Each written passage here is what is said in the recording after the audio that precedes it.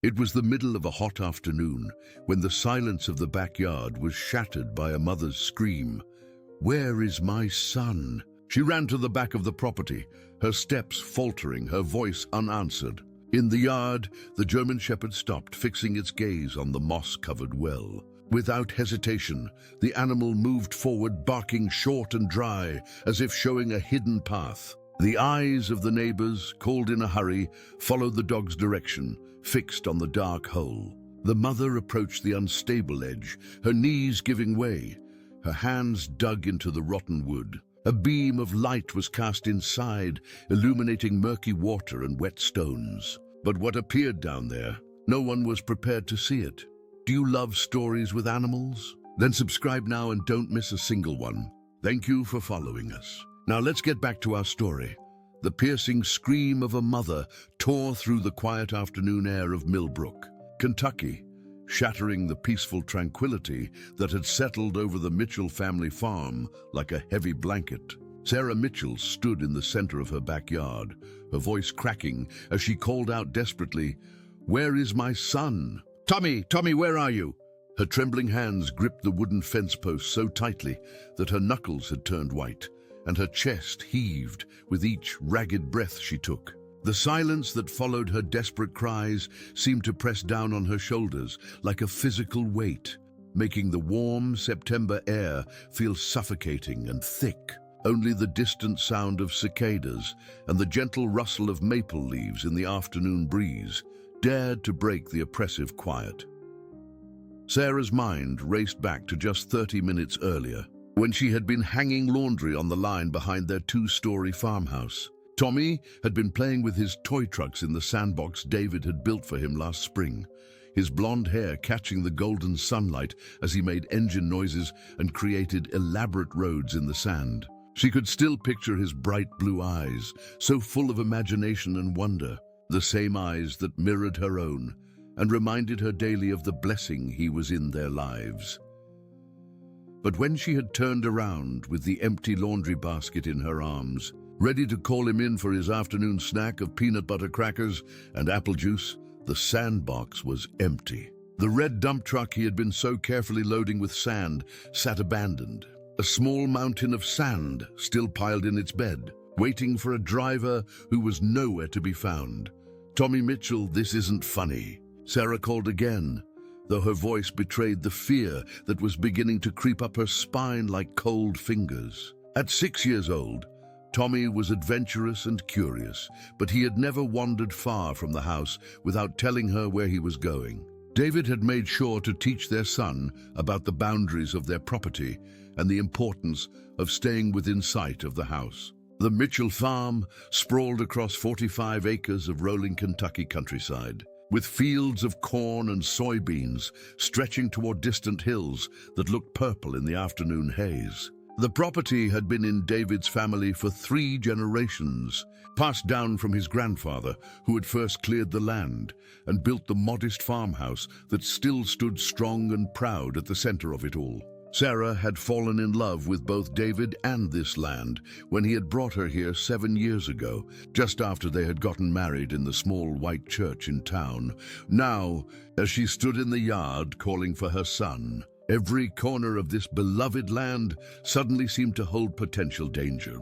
The old barn where they stored hay and farm equipment had dark corners where a small boy could hide or get trapped. The creek that ran along the eastern edge of their property, usually just a gentle trickle but swollen from recent rains, could be treacherous for little feet. And then there were the old outbuildings, structures that had seen better days but still stood scattered across the property like weathered sentinels from another era. Sarah's heart hammered against her ribs as she began to search more systematically, checking first behind the house where Tommy sometimes liked to look for interesting rocks and bugs. She pushed through the overgrown lilac bushes that bordered their property, calling his name and listening intently for any response. The purple blooms had long since faded, leaving behind heart-shaped leaves that rustled with her passing, but offered no clues about her missing son. "Tommy, please answer, Mommy," she cried, her voice beginning to crack with emotion. She could feel the familiar sting of tears building behind her eyes, but she forced herself to stay focused. Panic would not help her find her son. She needed to think clearly, to remember all the places a curious 6-year-old might explore on a warm afternoon.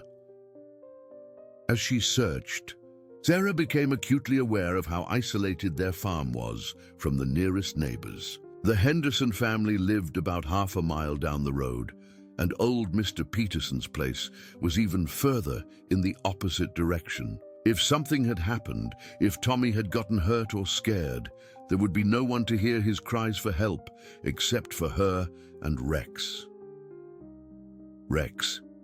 Where was their German shepherd? The loyal dog was usually never far from Tommy's side, following the boy around the property like a devoted guardian. Rex had been with their family since he was a puppy, a gift from David's brother when Tommy was just 2 years old.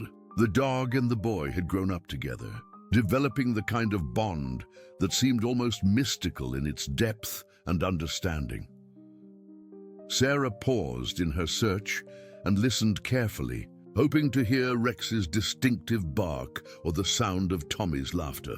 Instead, she heard only the whisper of wind through the cornstalks in the nearby field and the distant lowing of cattle from Peterson's pasture. The afternoon sun was beginning to sink lower in the sky, casting longer shadows across the yard and making the familiar landscape seem somehow foreign and threatening.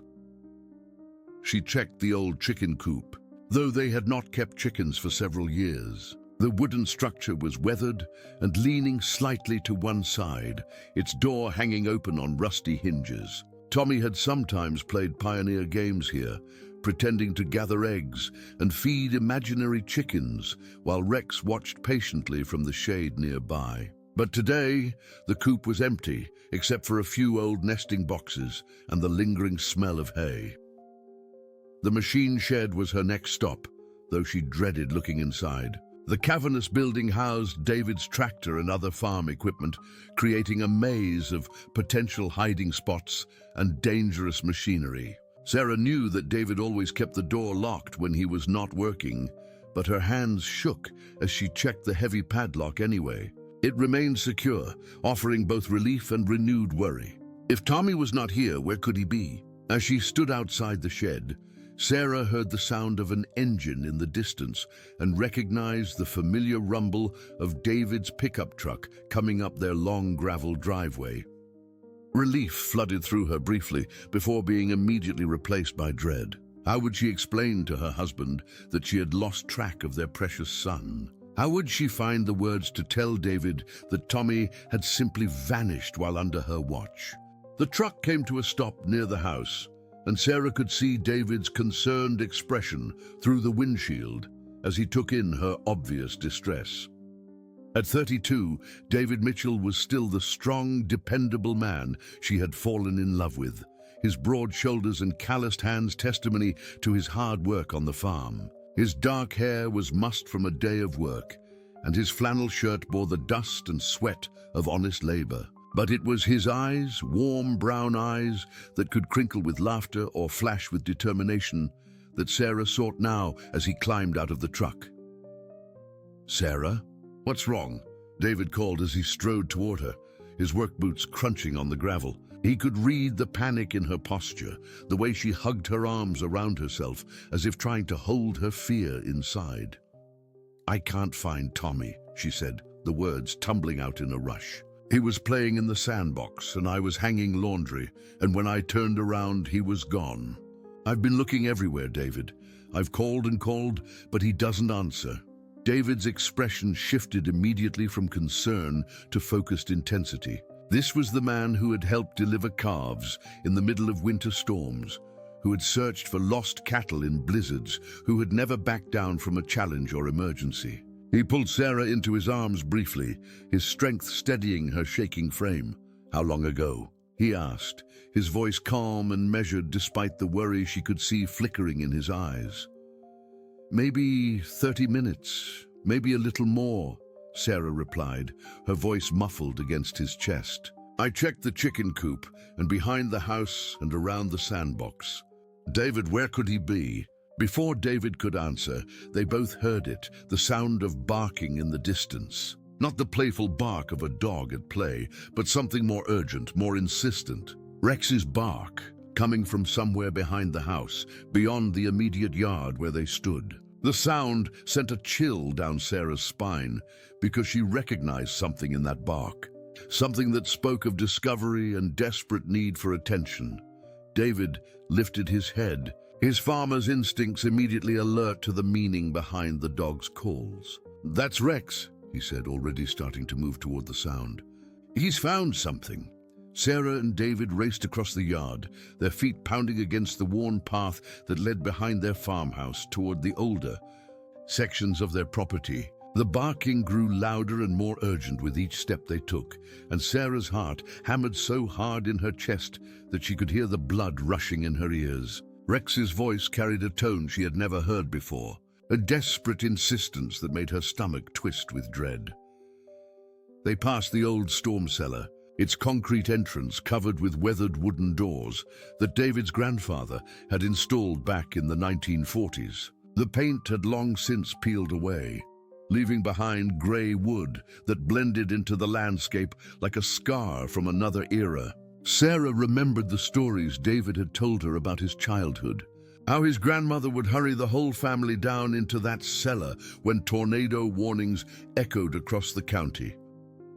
The barking was coming from beyond the cellar, from the far edge of their property where the land sloped gently downward toward a cluster of old oak trees. This was the oldest part of the farm, where David's great-grandfather had first settled when he cleared the land in the early 1900s. Most of the original structures were long gone, either torn down or collapsed with age, but a few remnants remained scattered across the area like forgotten memories. As they crested the small hill, Sarah caught sight of Rex about 50 yards ahead. The German Shepherd was positioned next to what appeared to be a circular stone structure, his body rigid with attention and his tail held high in an alert stance. His barking was continuous now, sharp and demanding, as if he were trying to communicate something of vital importance that the humans were too slow to understand. "What's he barking at?" Sarah asked breathlessly, though she was already moving toward the dog before David could answer. Something deep in her mother's instinct was pulling her forward, a combination of hope and terror that made her legs feel weak even as she forced them to carry her across the uneven ground. As they drew closer, Sarah realized what Rex was barking at, and her blood turned to ice water in her veins. The circular stone structure was an old well, probably dating back to the original homestead. She had known it was there, somewhere in this overgrown section of their property, but she and David had never bothered to locate it precisely. It had seemed like ancient history, irrelevant to their modern life, with its electric pump and municipal water connection. Now, as she stared at the crumbling stone walls that rose about 3 feet above the ground, Sarah understood with horrible clarity why Rex was barking with such urgency. The wooden cover that should have sealed the well had rotted and partially collapsed, leaving gaps large enough for a curious 6-year-old boy to slip through. "Oh God," Sarah whispered, her hand flying to cover her mouth. "Oh God, no, Tommy." She rushed to the edge of the well, with David right behind her, but Rex blocked their path with his body, herding them back from the crumbling edge with the instinct of a working dog who understood danger. The stones were loose and unstable, covered with moss and decades of neglect. Sarah could see that several had already fallen away, leaving jagged gaps in the wall that spoke of structural weakness. "Tommy!" David called into the darkness below, his voice echoing strangely in the confined space. "Tommy, can you hear us?" The silence that followed was deafening, broken only by Rex's continued barking and the sound of Sarah's ragged breathing. She strained her ears, hoping to hear some response from below, some sign that her son was alive and conscious. Instead, there was only the hollow echo of David's voice fading away into blackness. David knelt carefully beside the well, testing the stability of the stones before putting his full weight on them. The structure was old, but seemed solid enough near the top though several of the covering boards had indeed rotted through completely. He leaned forward slightly, trying to peer into the depths, but the afternoon shadows made it impossible to see anything beyond the first few feet. "We need a flashlight," he said, his voice tight with controlled emotion. "I can't see anything down there." Sarah was already moving, her maternal instincts overriding her panic. "I'll get one from the house," she said, but David caught her arm gently. "Check the truck first. There should be one in the glove compartment," he said. "And Sarah, bring the rope from the barn. The yellow nylon rope on the wall near the door." As Sarah ran back toward the truck, her mind raced with terrible possibilities. How long had Tommy been down there? Was he hurt? Was he conscious? The well had to be at least 20 feet deep, probably more. She had heard stories of old wells like this one, how they could be 30 or even 40 feet deep, dug by hand in an era when water tables were different and desperate homesteaders needed to reach the precious liquid that meant survival.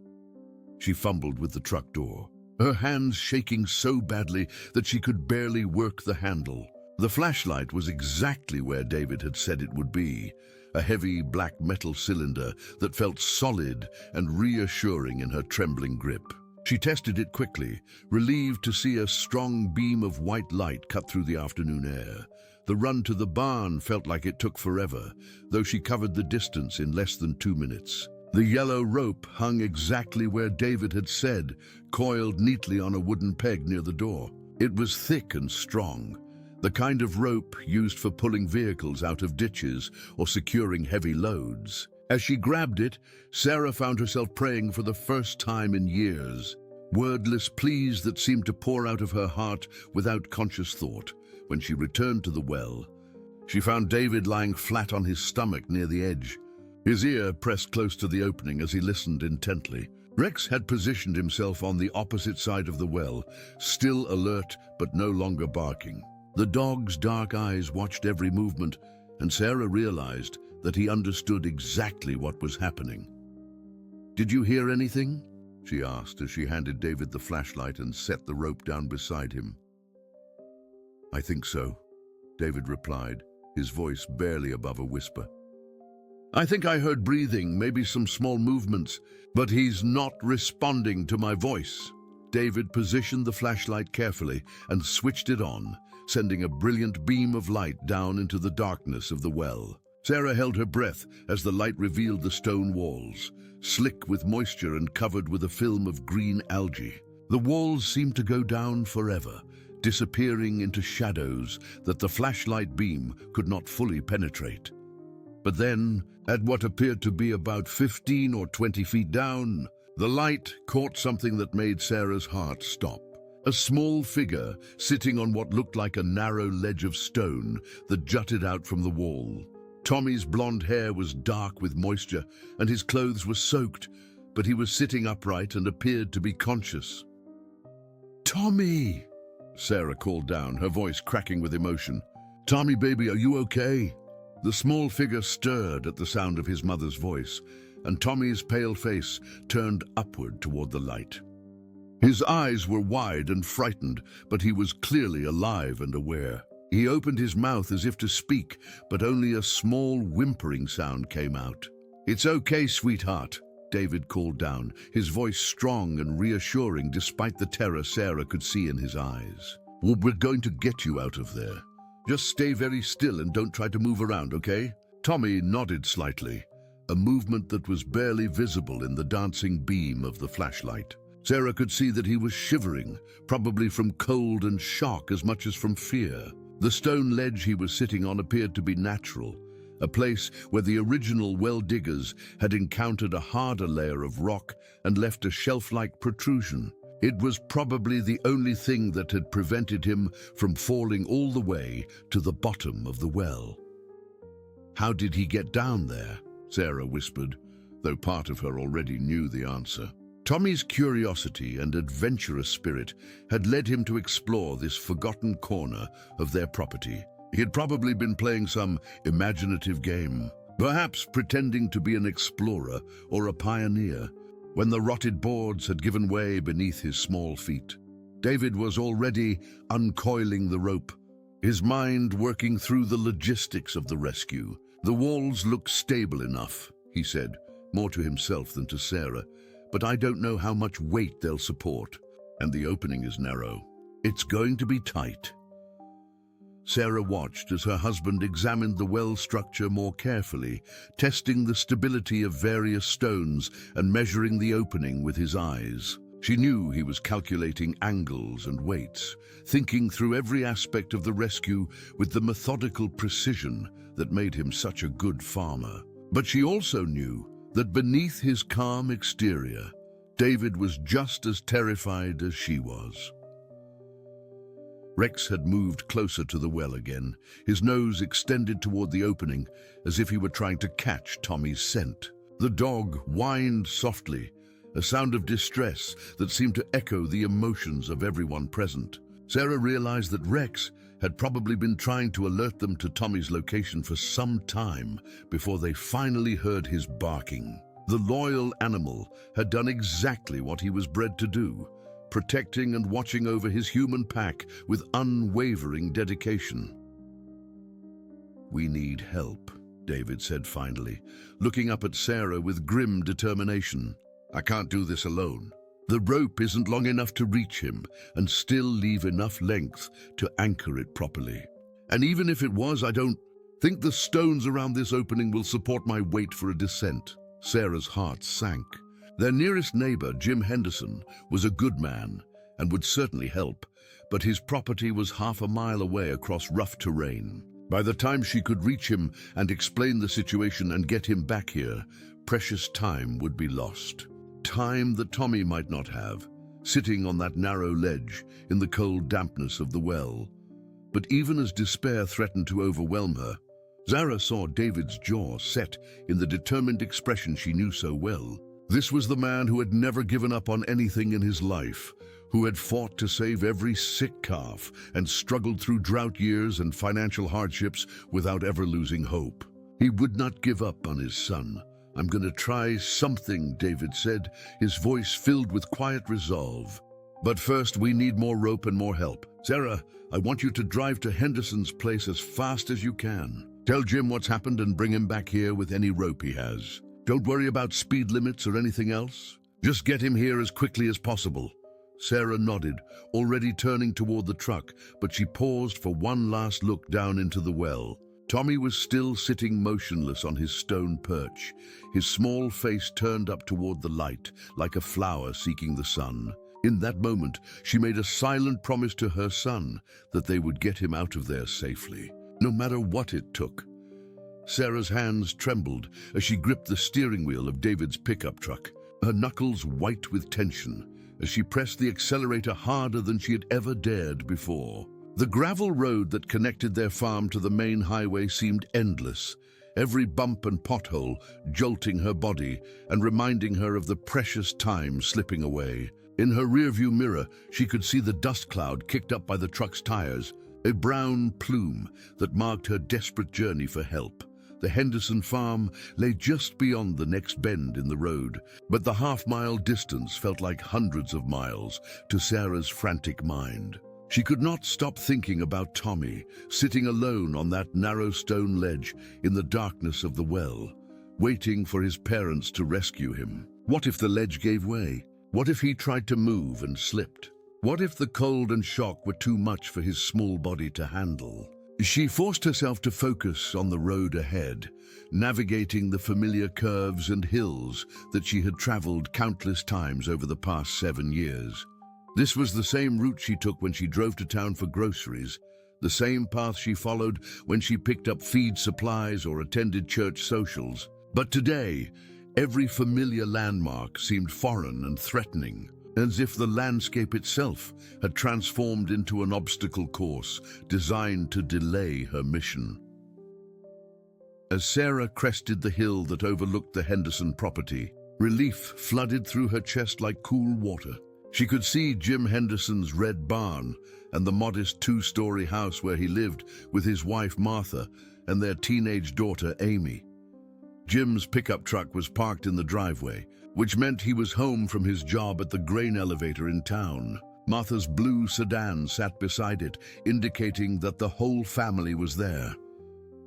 Sarah pulled into the driveway with a spray of gravel, not bothering to park neatly or close the truck door gently. She ran toward the front porch, her work boots slipping slightly on the wooden steps that Jim had built himself just last summer. Before she could knock, the front door opened, and Martha Henderson appeared with a dish towel in her hands and a look of concern on her weathered face. "Sarah, what in the world is wrong, honey?" Martha asked, immediately recognizing the panic in Sarah's expression. At 55, Martha Henderson had raised 4 children and seen enough emergencies to know when something serious was happening. "Tommy fell into the old well on our property," Sarah gasped, the words tumbling out in a breathless rush. "He's alive, but he's trapped about 20 feet down on a stone ledge. David sent me to get Jim and any rope you might have. We need help to get him out." Martha's face went pale, and she immediately turned toward the house. Jim, get out here right now. We have an emergency." Her voice carried the authority of a woman who had spent decades managing farm crises and family disasters.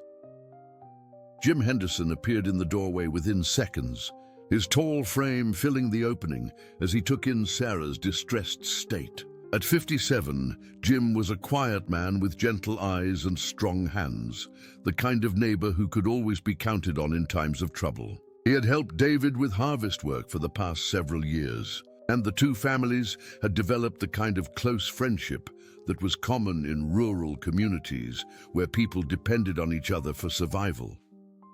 "What's happened?" Jim asked, already reaching for his hat and jacket that hung on hooks beside the door. Sarah quickly repeated the story, watching as Jim's expression shifted from concern to focused determination.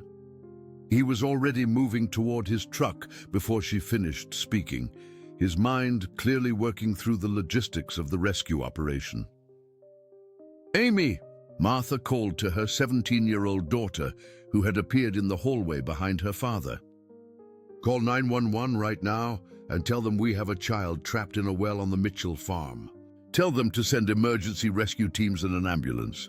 Give them our address and explain that they'll need to turn left at our driveway and follow the gravel road about half a mile to reach the well." Amy Henderson nodded and immediately reached for the phone that hung on the kitchen wall, her fingers already dialing the emergency number. Sarah felt another wave of relief at Martha's quick thinking. In her panic, she had not even considered calling for professional help. But of course, that was exactly what they needed. "I've got rope in the barn," Jim said, already heading toward the large red structure that dominated his farmyard. "New climbing rope I bought last month for trimming those tall trees behind the house. Should be plenty strong enough and long enough for what we need." Sarah followed Jim into the barn, which was neat and organized in the way that spoke of a man who took pride in his tools and equipment. He went directly to a wooden cabinet near the back wall and pulled out a coil of bright blue rope that looked professional and expensive. The rope was thick and substantial, clearly designed for heavy-duty work. "This is 60 feet of static line," Jim explained as he shouldered the rope. "Rated for way more weight than we'll need. They've also got a harness and some hardware that might come in handy." He grabbed additional equipment from the cabinet, a climbing harness, several metal clips called carabiners, and a device that Sarah did not recognize, but that looked important and complex. Jim's movements were quick and efficient, the actions of a man who was comfortable with ropes and heights and emergency situations. "Jim used to do tree work professionally before we moved here," Martha explained as she appeared in the barn doorway with a large thermos and a canvas bag. "He knows all about rope rescue techniques. I've packed some hot coffee and blankets in case Tommy is suffering from exposure." Sarah felt tears spring to her eyes at Martha's thoughtfulness. In the midst of her panic, she had not even thought about the fact that Tommy would be cold and possibly in shock by the time they got him out of the well. The practical wisdom of an experienced mother was exactly what the situation required. "Let's go," Jim said, heading toward his truck with the rope and equipment. "Sarah, you ride with me so you can direct me to the exact location. Martha, you follow us in your car in case we need to transport Tommy to the hospital quickly. The drive back to the Mitchell farm took only a few minutes, but to Sarah it felt like an eternity. Jim drove with the calm precision of a man accustomed to emergency situations, navigating the rough gravel road without unnecessary speed, but without wasting any time either. In the passenger seat, Sarah found herself gripping the door handle and pressing an imaginary brake pedal, her body tense with the need to move faster, to be back at the well where her son waited for rescue. "Tell me about this well," Jim said as they drove, his voice calm and professional. "How deep do you think it is? What condition are the walls in?" Sarah tried to focus on the technical details that would help Jim plan the rescue. "David thinks it's about 20 or 25 feet deep. The walls are stone, old fieldstone that looks pretty solid but has some loose pieces. The opening is maybe 4 feet across, and there are rotten wooden boards that partially cover it. That's what Tommy fell through." Jim nodded, his experienced mind already working through the challenges they would face. "The stone walls are good news. They'll provide anchor points and probably won't collapse under the weight of a rescue operation. The narrow opening will make things trickier, but it's definitely manageable." As they turned into the Mitchell driveway, Sarah could see David still kneeling beside the well in the distance, his figure silhouetted against the late afternoon sky. Rex remained at his post as well, the faithful dog maintaining his vigil over the boy trapped below. The sight of her husband and their loyal pet waiting patiently for help filled Sarah with a mixture of gratitude and renewed urgency. Jim parked his truck as close to the well as the rough terrain would allow, and Sarah was out of the passenger seat before the engine had fully stopped. She ran toward David, her heart hammering, with the need to know that Tommy was still safe, still conscious, still waiting for them to bring him home. "How is he?" she called as she approached the well. "Still there, still responding to my voice," David replied, though Sarah could hear the strain in his words. "But he's getting colder. I can see him shivering more now, and he's not talking as much." Jim Henderson appeared beside them with his arms full of rescue equipment, his presence immediately bringing a sense of professional competence to the chaotic situation. Sarah watched as he knelt beside the well and shined his own flashlight down into the depths, studying the stone walls and the configuration of the space with the eye of an expert. "Tommy," Jim called down in a calm, friendly voice. "My name is Mr. Henderson, and I'm here to help your mom and dad get you out of there. Can you hear me okay?" A small voice drifted up from the darkness, barely audible but clearly Tommy's response. "Yes, sir." "I'm cold. I know you are, buddy. But we're going to have you out of there real soon," Jim replied, his voice filled with the kind of confidence that could reassure both the trapped child and his terrified parents. "I want you to stay very still and keep talking to us, okay? Can you tell me if anything hurts?"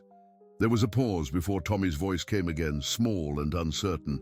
"My leg hurts a little, and I'm really cold." Sarah felt her heart clench at the sound of her son's frightened voice, but she also felt a surge of relief that he was conscious and able to communicate. Jim was already laying out his equipment with methodical precision, and David was helping by holding the flashlight steady and providing another pair of experienced hands. In the distance, Sarah could hear the wail of sirens approaching, growing louder as the emergency vehicles made their way through the rural roads toward their farm. Amy Henderson had done her job well, and professional help was on the way.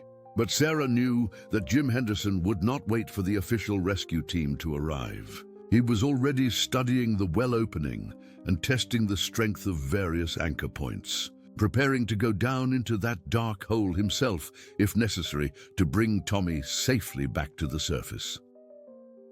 The afternoon sun was sinking lower in the sky, casting longer shadows across the farmyard and reminding everyone present that time was a factor they could not ignore. But as Sarah watched Jim work with quiet competence, and as she listened to David's steady voice calling reassurances down to their son, she felt the first stirring of real hope since this nightmare had begun. The sound of emergency sirens grew louder as they approached the Mitchell farm, cutting through the afternoon air like urgent prayers being answered. Sarah looked up from her position beside the well to see the red and white lights of the volunteer fire department's rescue truck bouncing along the gravel road, followed closely by an ambulance from the county hospital. The sight of professional help arriving filled her with both relief and a new kind of anxiety. This was really happening. Her son was really trapped 20 feet underground, and now everyone would know about their family's crisis. Fire Chief Robert "Bobby" Collins was the first to reach the well site, his heavy boots crunching across the uneven ground as he approached with the confident stride of a man who had spent 25 years responding to emergencies throughout rural Kentucky. At 53, Bobby had seen everything from barn fires to tractor accidents to children trapped in grain silos. His weathered face showed the kind of calm competence that came from experience. But Sarah could see concern in his gray eyes as he took in the situation. "Folks, I need everyone to step back from the well opening so my team can assess the situation," Bobby said, his voice carrying the authority of someone accustomed to taking charge during emergencies. "I understand we have a child trapped below." Jim Henderson immediately stood up from where he had been preparing his rescue equipment, but he did not move away from the well. "Bobby, I've got professional rope rescue training, and I've already assessed the situation. The boy is on a stone ledge about 20 feet down. The well walls look stable, and I've got all the equipment we need to get him out safely."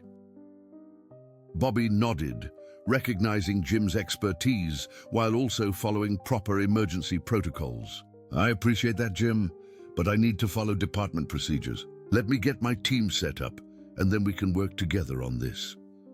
Sarah watched as more emergency personnel arrived and began unloading equipment from their trucks. 2 paramedics from the ambulance crew started setting up medical equipment on a nearby patch of level ground, preparing for Tommy's arrival at the surface. Their quiet efficiency spoke of experience with critical situations, and Sarah found herself both comforted and terrified by their obvious expertise.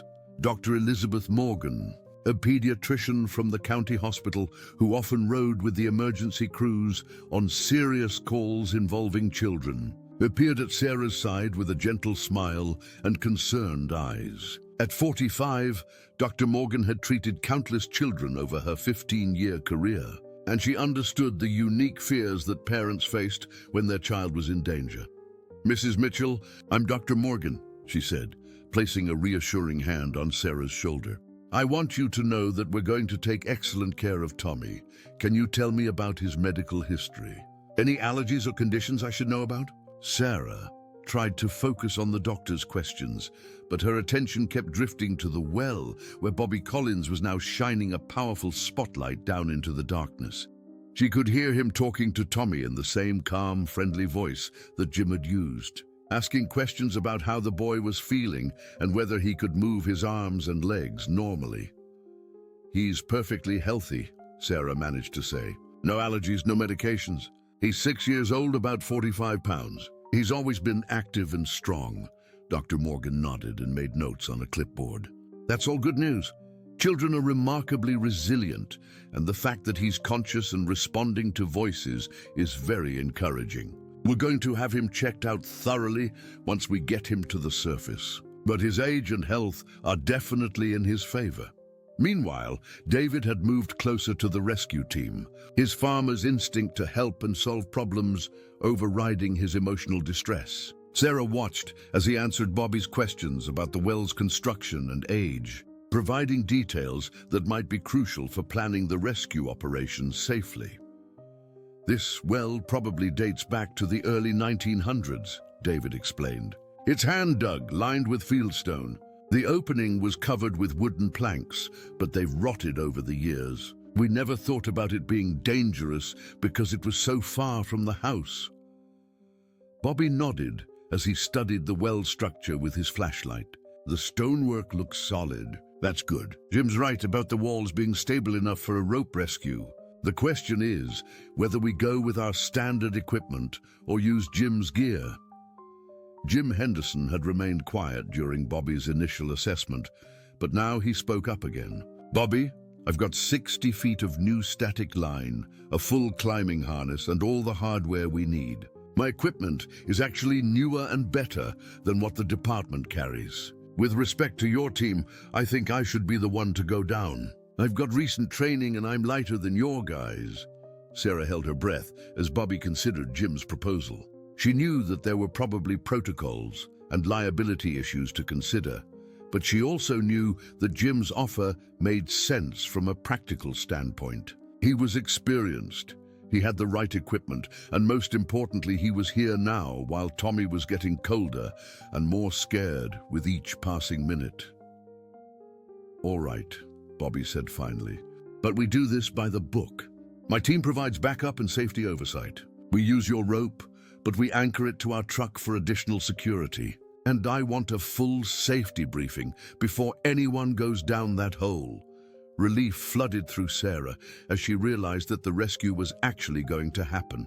Jim immediately began laying out his equipment more systematically, explaining each piece to Bobby and the other firefighters who had gathered around the well. Sarah watched as he stepped into the climbing harness and adjusted the straps with practiced ease. "The plan is simple," Jim explained as he worked. "I go down on rappel, secure the boy in a rescue harness, and we both come up together. The walls look solid enough to support the weight, and the opening is just wide enough for 2 people if we're careful."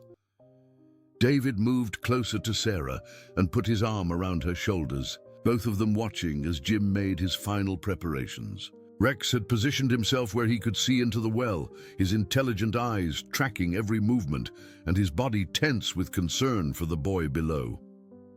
"Tommy," Jim called down into the well, "I'm going to come down there and get you, okay? You're going to hear some strange noises and see ropes and equipment coming down, but don't be scared. I'm going to bring you back up to your mom and dad." Tommy's small voice drifted up from the darkness, stronger now that he could hear the activity above and knew that help had arrived. "Okay, Mr. Henderson, will it hurt?" "It won't hurt at all, buddy," Jim replied with a smile in his voice. "It's actually going to be kind of like a fun ride. Have you ever been on a zip line or gone rock climbing?" "No, sir," Tommy replied. "Well, today you get to try something." "Really cool," Jim said. "You're going to be the bravest boy in Kentucky." Sarah felt tears streaming down her face as she listened to Jim's gentle encouragement of her son. This man, who had been nothing more than a friendly neighbor just an hour ago, was now risking his own safety to save Tommy. The generosity and courage of people in rural communities never ceased to amaze her.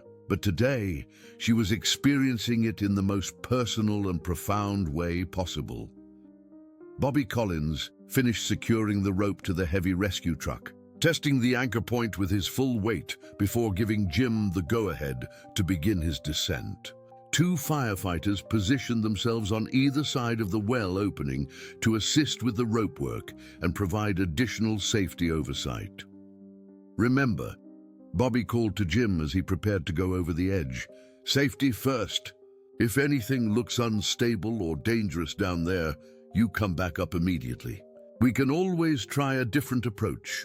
Jim nodded and gave a thumbs-up signal before beginning his careful descent into the well. Sarah watched breathlessly as the rope played out through the belay device, lowering Jim inch by inch into the darkness below. The beam of his headlamp created dancing shadows on the stone walls, and she could hear his voice echoing softly as he talked constantly to Tommy, explaining what he was doing and reassuring the frightened child. "I can see you now." "Tommy," Jim's voice drifted up from the depths. "You're doing great, buddy. Just stay right where you are while I get this harness ready for you." The minutes stretched like hours as Jim worked to secure Tommy in the rescue equipment. Sarah could hear the murmur of their conversation, though she could not make out the specific words. David's arm tightened around her shoulders, and she realized that he was trembling slightly despite his outward calm. Dr. Morgan appeared beside them again, this time carrying a warm blanket and a small medical bag. "As soon as they surface, we'll get Tommy wrapped up and warmed up," she said.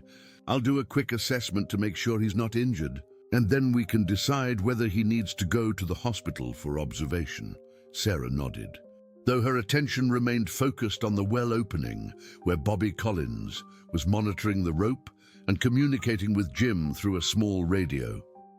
The professional competence of everyone involved was reassuring, but she would not truly relax until Tommy was safely back in her arms. "Coming up," Jim's voice called from below, and Sarah felt her heart leap with hope and anticipation. "We're both secure and ready to ascend." The firefighters immediately began the careful process of hauling up the rope, using a mechanical advantage system that Bobby had rigged to make the lifting easier and safer. Sarah could see the strain on their faces as they worked, the concentrated effort required to bring up the combined weight of Jim and Tommy without jarring the injured child or putting dangerous stress on the old well walls. The moment that Sarah Mitchell had been praying for finally arrived as she saw the top of Jim Henderson's head emerge from the well opening, followed immediately by the sight of Tommy's blonde hair and pale face. Her son's eyes were wide and frightened, but he was conscious and alert, clinging tightly to Jim with small arms that showed he still had strength despite his ordeal. The collective sigh of relief from everyone gathered around the well was audible, a shared exhale that spoke of tension finally being released. "Easy does it." Bobby Collins instructed the firefighters who were managing the rope system. "Nice and smooth. Don't rush it now." Sarah wanted to rush forward immediately, but Dr. Morgan's firm hand on her arm reminded her to let the professionals finish their work safely. The stone rim of the well was crumbling slightly under the pressure of the rescue operation, and small pieces of rock fell away as Jim and Tommy cleared the opening completely. Jim's feet touched solid ground, and he immediately began working to free Tommy from the rescue harness while still keeping the boy close to his chest. Sarah could see that Tommy was shivering violently, his small body racked with chills from the cold dampness of the well and the shock of his experience. His clothes were soaked through with moisture and mud, and his face was streaked with dirt and tears. "Mommy!" Tommy cried out as soon as he saw Sarah, his voice cracking with emotion and exhaustion.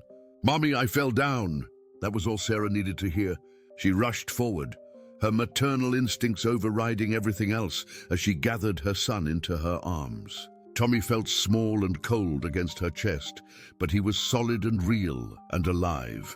She could feel his heart beating rapidly against her ribs, and the sensation filled her with overwhelming relief and gratitude. "I've got you."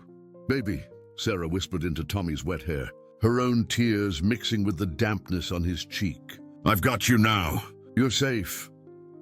David was there instantly, his strong arms wrapping around both his wife and son, creating a protective circle of family love that shut out the rest of the world for just a moment. Sarah could feel David's chest shaking with suppressed sobs, the emotional release of a father who had faced every parent's worst nightmare and emerged on the other side with his child safe. "I was so scared," Tommy mumbled against Sarah's shoulder, his small voice muffled but clearly audible. "It was dark and cold and I couldn't get out. But Rex found me, didn't he?" Rex barked and barked. "Yes, sweetheart," David said, his voice thick with emotion. "Rex is a very good dog. He helped us find you." Dr. Morgan approached gently, her medical bag in hand and a warm blanket draped over her arm. "Tommy, I'm Dr. Morgan, and I need to take a look at you to make sure you're okay. Is that all right?" Tommy nodded against his mother's shoulder, though he showed no inclination to leave the safety of his parents' embrace. Dr. Morgan worked efficiently around the family huddle, checking Tommy's pulse and breathing, looking into his eyes with a small flashlight, and gently feeling his arms and legs for any obvious injuries. "How does your leg feel, Tommy?" Dr. Morgan asked, remembering that he had mentioned pain earlier. "Can you move it okay?" Tommy shifted slightly in his mother's arms and flexed his right leg experimentally. "It hurts a little, but not too bad," he said. "I think I bumped it when I fell." Dr. Morgan nodded and made notes on her clipboard.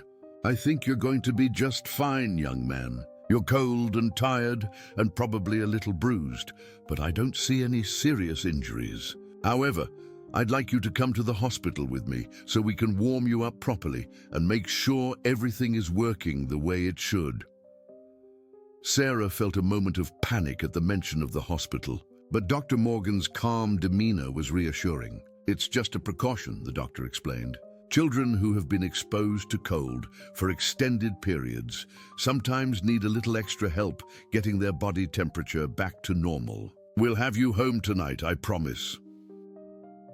As the immediate medical assessment concluded, Sarah became aware once again of all the people who had gathered to help rescue her son. Jim Henderson was accepting congratulations from the firefighters, but his eyes kept drifting back to Tommy with the satisfied expression of a job well done. His clothes were dirty and damp from his descent into the well, and Sarah realized that this man had risked his own safety without hesitation to save a child who was not even his own. "Jim," Sarah said, looking up from Tommy's face to meet the eyes of their neighbor, "I don't know how to thank you. You saved our son's life." Jim Henderson's weathered face flushed slightly with embarrassment at the attention. "Anyone would have done the same, Sarah. That's what neighbors do for each other. Besides, this little guy did most of the work himself, staying calm and brave down there in the dark."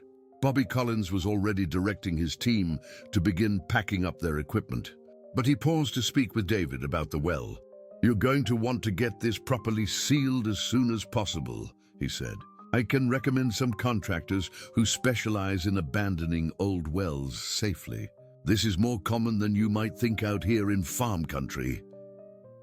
David nodded, his mind already working on the practical steps that would need to be taken to prevent this kind of accident from happening again. But for now, his attention remained focused on his son, who was gradually warming up in the circle of his family's arms and the blanket that Dr. Morgan had wrapped around him.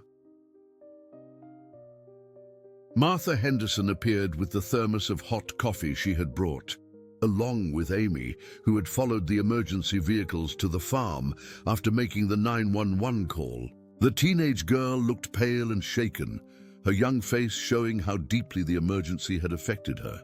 Sarah remembered being 17 herself, when every crisis seemed magnified and every emotion ran deeper than the ocean. "Mrs. Mitchell," Amy said quietly, "I'm so glad Tommy is okay. When I was calling 911, I kept thinking about how scared you must be." Sarah reached out with one arm to give Amy a hug, still keeping Tommy secure against her chest with the other. "Thank you for calling for help so quickly. Amy, you did exactly the right thing."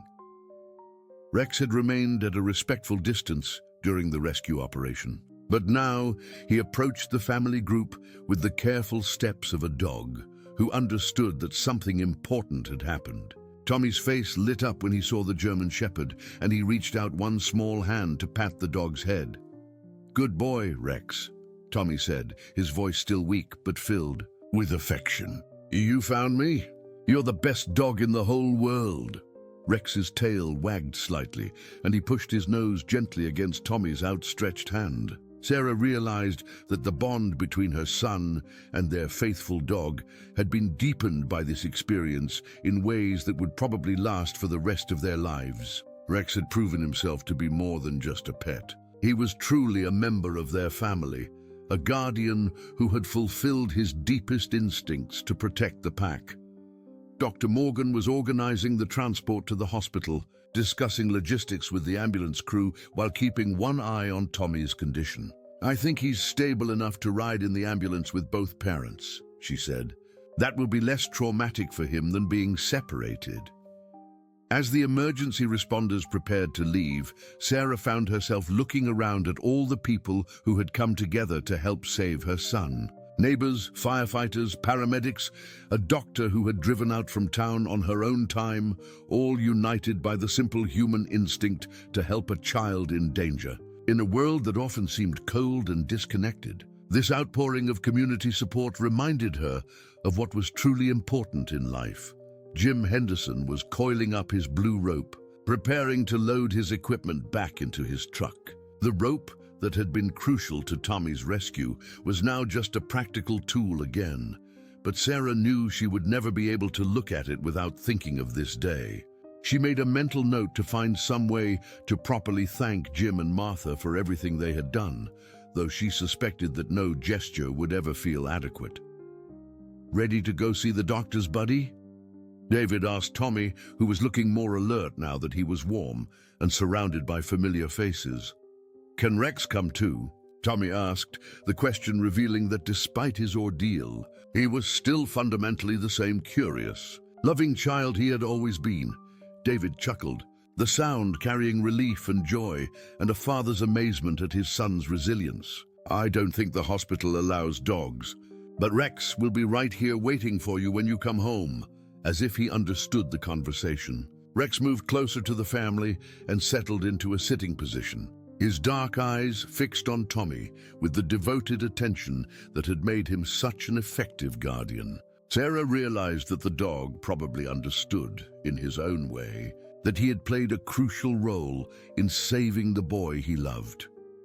The ambulance crew was ready to transport Tommy to the hospital, and Dr. Morgan was waiting to accompany them for the short drive to town. Sarah felt a mixture of relief and residual anxiety as she prepared to leave the farm where this nightmare had unfolded.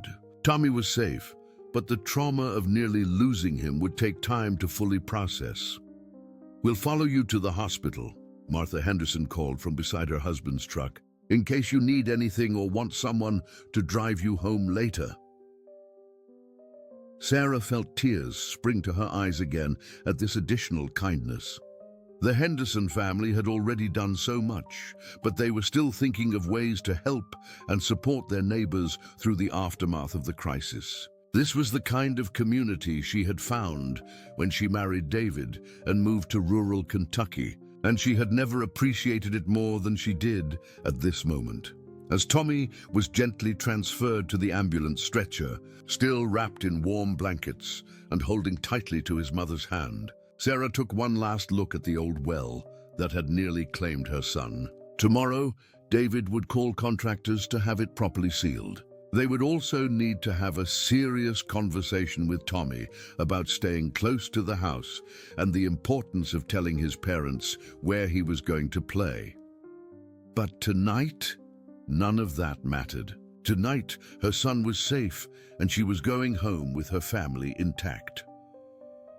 3 weeks had passed since the day that had changed everything for the Mitchell family, and the early October morning brought with it the kind of crisp, golden sunlight that made Kentucky autumns famous throughout the country. Sarah stood at her kitchen window, watching as Tommy played in the backyard sandbox under the watchful eyes of both his father and Rex, who had barely left the boy's side since the rescue. The sandbox had been moved closer to the house, positioned where it could be easily observed from multiple windows, a practical change that reflected the family's new approach to safety. The old well had been permanently sealed just 5 days after the accident, filled with concrete and covered with a heavy steel cap that would ensure no other child would ever face the danger that Tommy had encountered. David had overseen the work personally, standing guard as the contractors pumped load after load of concrete into the depths that had nearly claimed his son. Sarah had watched from the kitchen window, feeling a sense of closure as the final traces of that terrifying afternoon were literally buried beneath tons of concrete and steel. Tommy's physical recovery had been remarkably quick, as Dr. Morgan had predicted. The hospital had kept him overnight for observation, warming his small body and treating the minor scrapes and bruises he had sustained during his fall. By the next morning, he had been bouncing with typical 6-year-old energy, eager to get home and tell Rex all about his adventure. The resilience of children never ceased to amaze Sarah, though she knew the emotional impact of the experience would take longer to fully understand. The changes in their daily routine had been subtle, but significant. Tommy was no longer allowed to play outside alone, even in the backyard that had once seemed perfectly safe. David had installed new locks on all the outbuildings and conducted a thorough survey of their property to identify and eliminate any other potential hazards. They had also purchased a set of 2-way radios, one for Tommy to carry when he played outside and another for Sarah to monitor from the house, But perhaps the most meaningful change had been in their relationships with their neighbors and community. The rescue had brought together people who had been acquaintances and transformed them into something closer to extended family. Jim and Martha Henderson now joined them for Sunday dinners regularly, and Amy Henderson had become like a big sister to Tommy, teaching him card games and helping him with the reading homework he had started receiving from his first-grade teacher. The story of Tommy's rescue had spread throughout their small community and beyond, appearing in the local newspaper and even earning a mention on the regional television news. Sarah had been uncomfortable with the media attention, but she understood that the story served an important purpose in raising awareness about the hidden dangers of abandoned wells on rural properties. Jim Henderson had been declared a local hero, though he continued to deflect praise with the modest insistence that he had simply done what any decent neighbor would do. Fire Chief Bobby Collins had used the incident as a teaching opportunity for his volunteer department, organizing training sessions on rope rescue techniques and child emergency response. He had also started a county-wide initiative to identify and properly seal abandoned wells, working with local farmers and property owners to prevent future accidents. Sarah felt proud that Tommy's ordeal had led to positive changes that might protect other children in the future. Rex had become something of a celebrity in his own right, with visitors often stopping by the farm to meet the dog who had saved a boy's life. The German Shepherd seemed to understand his elevated status, carrying himself with an even more dignified bearing than usual. But his primary attention remained focused on Tommy, following the boy everywhere and positioning himself as a living, breathing safety net that would never again allow harm to come to his young charge. Tommy himself had processed the experience with the remarkable adaptability of childhood. He spoke about his time in the well matter-of-factly, describing it as scary but also exciting, like being a real explorer who had discovered an underground cave. He had drawn countless pictures of the rescue operation, carefully depicting Jim's blue rope and the firefighter's truck and Rex standing guard beside the well. His teacher had even invited him to share his story with the class, turning a traumatic experience into an opportunity for learning and growth. The nightmares had lasted for about a week, with Tommy waking up crying about being trapped in dark places. But Sarah and David had worked together to help him process these fears, reading books about brave children and real-life heroes, and talking through the emotions that were natural after such an experience. Dr. Morgan had recommended a child psychologist, but Tommy's sunny disposition and strong family support seemed to be providing all the therapy he needed. This morning, as Sarah watched her son play while David worked on repairing a section of fence nearby, she felt a deep sense of gratitude that she had never quite experienced before the accident. The ordinary moments that she had once taken for granted now seemed precious and fragile. The sound of Tommy's laughter, the sight of David's patient smile as he showed their son how to use a screwdriver, the feeling of Rex's warm presence as the dog dozed in a patch of sunlight, all of these simple pleasures had been enhanced by the knowledge of how quickly they could have been lost. Sarah's relationship with David had also deepened during the aftermath of the crisis. They had clung to each other during those first few nights after the rescue, processing their shared trauma and recommitting themselves to the values and priorities that really mattered. The farm work would always be important, but never again would it take precedence over family time and attention. They had made a pact to be more present with each other and with Tommy, to create more memories and take fewer moments for granted. The community response had also led to some unexpected opportunities. Jim Henderson had been approached by the County Emergency Management Office about joining their disaster response team, and he was seriously considering the offer. Martha had started a neighborhood safety awareness group, organizing monthly meetings where families could share information about potential hazards and emergency preparedness. Even Amy Henderson had been inspired to consider a career in emergency medical services, her experience with Tommy's rescue having opened her eyes to the importance of helping others in crisis situations. As the morning progressed and Tommy grew tired of sandbox play, he wandered over to where David was working on the fence. Sarah watched through the window as her husband lifted their son onto his shoulders, pointing out different birds and explaining how the fence posts were set deep in the ground to keep them stable. These were the teaching moments that would shape Tommy's understanding of the world, and Sarah felt grateful that David would be there to provide them for many years to come. "Mommy," Tommy called from his perch on David's shoulders, "come see the hawk."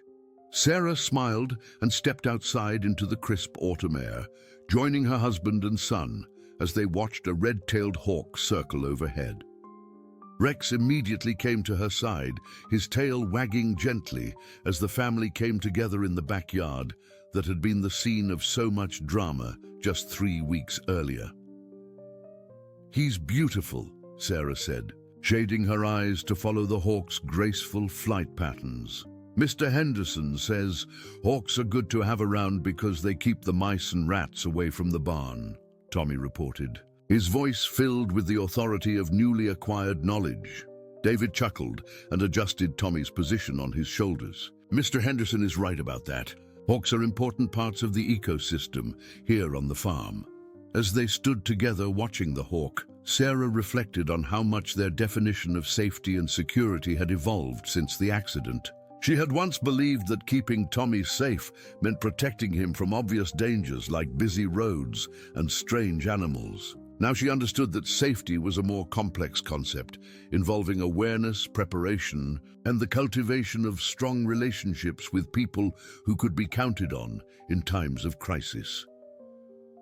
The hawk disappeared over the tree line, and Tommy asked to be put down so he could throw a ball for Rex. Sarah and David stood side by side, watching as their son played with the dog who had become his most devoted protector. The simple scene filled Sarah with contentment and peace, emotions that felt especially precious after the fear and panic they had experienced not so long ago. "You know what I realized the other day?" David said quietly, his arms slipping around Sarah's waist as they watched Tommy and Rex play. "What's that?" Sarah asked, leaning into her husband's warmth. "That day when Tommy fell into the well, it brought out the best in everyone around us. Jim risking his safety to save our son, Martha thinking to call 911 and bring supplies, Amy calling for help without being asked, Bobby and his team responding so professionally. It reminded me that we're part of something bigger than just our little family." Sarah nodded, understanding exactly what David meant. The rescue had revealed the invisible network of care and support that surrounded them, a community of people who were willing to drop everything and help when help was needed most. "I've been thinking about that too," Sarah said. "It's like we discovered something about this place and these people that we knew intellectually but had never really experienced before. The idea that neighbors take care of each other isn't just a nice saying around here. It's actually how people live." As if to illustrate her point, they heard the sound of a vehicle coming up their driveway and looked to see Jim Henderson's truck approaching. He had taken to stopping by regularly to check on Tommy and to help David with various farm tasks that required 2 people. Today he had brought a wooden truck that he had carved for Tommy, painted bright red to match the toy that had been abandoned in the sandbox on that terrible afternoon. "Mr. Henderson," Tommy called out, running toward the truck with Rex bounding beside him. "Did you bring me something?" Jim climbed out of his truck with a grin, holding up the wooden toy. "I thought you might need a backup truck in case your other one breaks down," he said, handing the carved toy to Tommy with the formal ceremony that such gifts deserved. Sarah felt tears spring to her eyes as she watched Tommy examine his new truck with wonder and delight. The generosity and thoughtfulness that Jim had shown to their family continued to amaze her. But she was beginning to understand that this was simply who he was, a man who expressed his care through practical action and simple kindness. As the afternoon sun began to set behind the hills that surrounded their farm, painting the sky in shades of orange and purple that seemed to celebrate the beauty of ordinary moments, Sarah knew that this day would join the collection of memories she would treasure forever. Not because anything dramatic had happened, but because everything precious and important was exactly where it belonged. Her son safe and happy, her husband strong and present, their loyal dog keeping watch, and good neighbors sharing in the simple joy of being together. The story of Tommy's rescue had become part of the family mythology that would be told and retold over the years, growing richer with each telling and serving as a reminder of how quickly life can change and how important it is to appreciate what we have while we have it. But more than that, it had become a testament to the power of community and the strength that comes from knowing that we are not alone in facing life's challenges and dangers. As they walked back toward the house for dinner, Tommy skipping ahead with his new truck and Rex maintaining his faithful escort position, Sarah felt a profound sense of completion and new beginning. The trauma had been transformed into wisdom, the fear had given way to gratitude, and the crisis had revealed blessings that had always been there but had never been fully recognized. Dear listeners, we hope Tommy's remarkable story of rescue and community has touched your hearts as deeply as it has ours. This tale of a mother's desperate search, a dog's unwavering loyalty, and neighbors who became heroes reminds us all of the incredible bonds that hold our communities together. For more inspiring stories like this one that celebrate the strength of human connection and the power of hope, we've prepared a special collection that you can find by clicking the link to your left. If Tommy's story moved you, please consider subscribing to our channel and leaving a like on this video. Every day we bring you true stories that explore the depths of human courage, love, and resilience. Don't miss our upcoming tales of triumph and heart. We'd love to hear your thoughts in the comments below about the heroes in your own community who have made a difference when it mattered most.